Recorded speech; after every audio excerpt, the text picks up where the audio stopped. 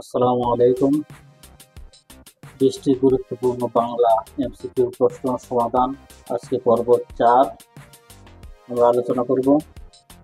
1 নম্বর প্রশ্ন, গৌরচন্দ্রিকা অর্থ কি? গৌরচন্দ্রিকা অর্থ ভূমিকা, গলা ধাক্কা দেওয়া, অস্তিত্বহীন না পূর্ণিমা? উত্তর হবে ভূমিকা। 2 নম্বর প্রশ্ন, মহানবী কোন সমাস? দ্বিগু সমাস, কর্মধারয় সমাস, বহুব্রীহি সমাস নাকি তৎপুরুষ সমাস? উত্তর হবে খ, কর্মধারয় সমাস।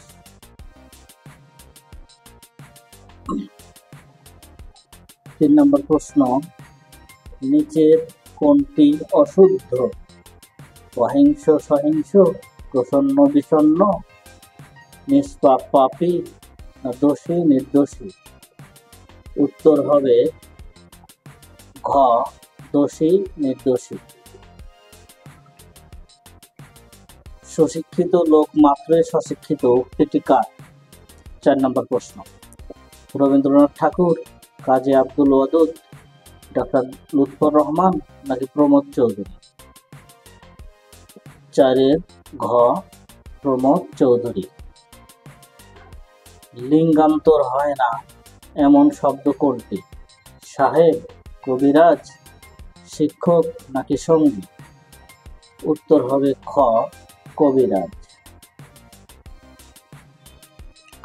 6 নম্বর প্রশ্ন, ক্রিয়াপদের মূল অংশকে কি বলে? ধাতু, বিভক্তি, প্রত্যয় নাকি কোনোটি নয়? উত্তর হবে ক, ধাতু। 7 নম্বর প্রশ্ন, পূর্ণনাভ শব্দটির অর্থ কি? টিকটিকি, তেলাপোকা, মাকড়সা নাকি ওই পোকা? উত্তর হবে গ, মাকড়সা।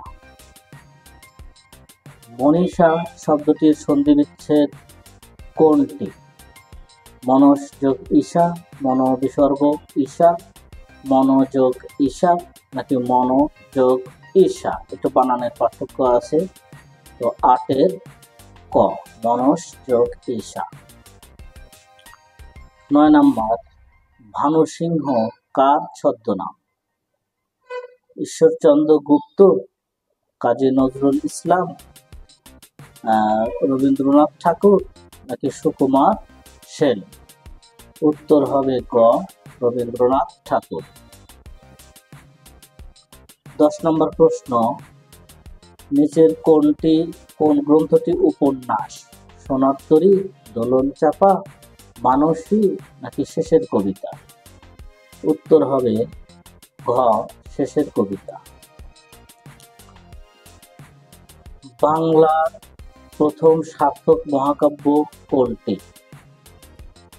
11 নম্বর প্রশ্ন, মেঘনাদ বধ কাব্য, বৃত্তসংহার, ত্রয়ী কাব্য নাকি মহাশ্মশান? উত্তর হবে ক, মেঘনাদ বধ কাব্য। বাংলা গদ্যের জনক কে? বঙ্কিমচন্দ্র চট্টোপাধ্যায়, শরৎচন্দ্র চট্টোপাধ্যায়, ঈশ্বরচন্দ্র বিদ্যাসাগর নাকি রবীন্দ্রনাথ ঠাকুর? উত্তর হবে গ, ঈশ্বরচন্দ্র বিদ্যাসাগর। 13 নম্বর প্রশ্ন, মুক্তিযুদ্ধের পটভূমিতে রচিত কাব্যগ্রন্থ কোনটি? নেকড়ে অরণ্য, বন্দি শিবির থেকে, নিষিদ্ধ লোবান নাকি প্রিয় যোদ্ধা প্রিয়তম? এটা হবে খ, বন্দি শিবির থেকে। 14 নম্বর প্রশ্ন, কাজী নজরুল ইসলাম রচিত গল্প কোনটি? পদ্ম পুরাণ, পদ্মাবতী, পদ্মরাগ নাকি পদ্ম গোকরা? 14 নম্বরে ঘ, পদ্ম গোকরা। ছন্দের জাদুকর বলা হয় কাকে? 15 নম্বর প্রশ্ন, সত্যেন্দ্রনাথ দত্ত, সুকুমার রায়, জসিম উদ্দিন নাকি আল মাহমুদ? উত্তর হবে ক, সত্যেন্দ্রনাথ দত্ত। 16 নম্বর প্রশ্ন, বাংলা ভাষায় চলন্ত বিশ্বকোষ বলা হয় কাকে? ডক্টর মোহাম্মদ এনামুল হক, ডক্টর মোহাম্মদ শহীদুল্লাহ, সুনীতি কুমার চট্টোপাধ্যায় নাকি ঈশ্বরচন্দ্র বিদ্যাসাগর? উত্তর হবে খ, ডক্টর মোহাম্মদ শহীদুল্লাহ।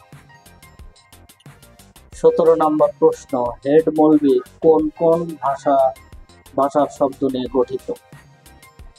ইংরেজি ও ফার্সি, ইংরেজি ও আরবি, ইংরেজি ও উর্দু নাকি ইংরেজি ও তৎসম? উত্তর হবে ক, ইংরেজি ও ফার্সি।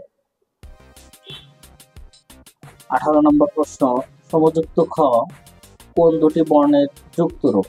স যোগ ম, ক যোগ মূর্ধন্য স, খ যোগ ক না ক যোগ খ? উত্তর হবে খ, ক যোগ মূর্ধন্য স। 19 নম্বর প্রশ্ন, চর্যাপদ আবিষ্কৃত হয়েছিল কত সালে? 1905, 1906, 1907 নাকি 1909? উত্তর হবে গ, 1907। 20 নম্বর প্রশ্ন এবং এটাই লাস্ট প্রশ্ন, বুদ্ধি দ্বারা জীবিকা নির্বাহ করে যারা, এর বাক্য সংকোচন কোনটি?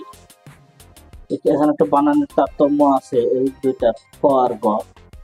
এখানে বুদ্ধিজীবী, বুদ্ধিদাতা, বুদ্ধিজীবী, এখানে দীর্ঘিকা না পরামর্শ, কোনটা হবে? এটার উত্তর হবে গ, বুদ্ধিজীবী, জয় দীর্ঘি বয় দীর্ঘি। তো ধন্যবাদ সবাইকে। 20টি প্রশ্ন আজকে শেষ হলো। এর পরবর্তী পর্ব পাওয়ার জন্য আমাদের সাথেই থাকুন এবং আমাদের পেজটাকে লাইক অথবা ফলো করে রাখুন এবং এই ভিডিওটা ভালো লাগলে শেয়ার করে রাখুন। পরবর্তী ভিডিওর জন্য অপেক্ষা করুন। ধন্যবাদ সকলকে।